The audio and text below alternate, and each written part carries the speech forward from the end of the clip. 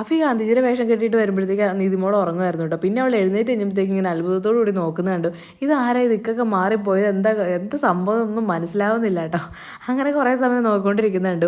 പിന്നെ കോമ്പറ്റീഷനൊക്കെ കഴിഞ്ഞ് കഴിഞ്ഞ് കുട്ടികളെല്ലാവരും സ്റ്റേജിൽ നിർത്തി ഫോട്ടോ എടുക്കുന്നതാണ് കേട്ടോ. ആ സമയമായപ്പോഴേക്കും അഫിയുടെ ഷാളൊക്കെ അങ്ങ് കഴിഞ്ഞ് വീഴാനായിട്ടുണ്ടായിരുന്നു.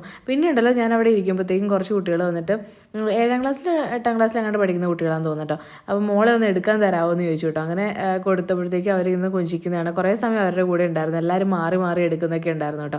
പിന്നെ കുറേ കുട്ടികൾ വന്ന് സംസാരിച്ചു, നമ്മൾ വീഡിയോ കാണാറുണ്ട്, ഒരുപാട് ഇഷ്ടമാണെന്നൊക്കെ പറഞ്ഞു. ഭയങ്കര സന്തോഷമായിട്ടോ എനിക്ക്. കുഞ്ഞുങ്ങൾ അങ്ങനെ നമ്മൾ പുറത്തൊക്കെ പോകുമ്പോഴാണെങ്കിലും വലിയ വലിയ ആൾക്കാർ വന്ന് സംസാരിക്കാറുണ്ട്, പക്ഷെ കുട്ടികൾ വന്ന് സംസാരിക്കുന്നത് ഇപ്പോൾ ആദ്യമായിട്ടാണ്. അപ്പോൾ അവരൊക്കെ കാണുന്നുണ്ടെന്നുള്ളത് എനിക്ക് ഭയങ്കര സന്തോഷമായി. പിന്നെ എപ്പോഴും അഫി വന്ന് പറയാറുണ്ട്, എല്ലാവരും ചോദിക്കാറുണ്ട് യൂട്യൂബിലുള്ളതല്ലേ എന്നൊക്കെ ചോദിക്കാറുണ്ടെന്നൊക്കെ വന്ന് അഫി പറയാറുണ്ട്.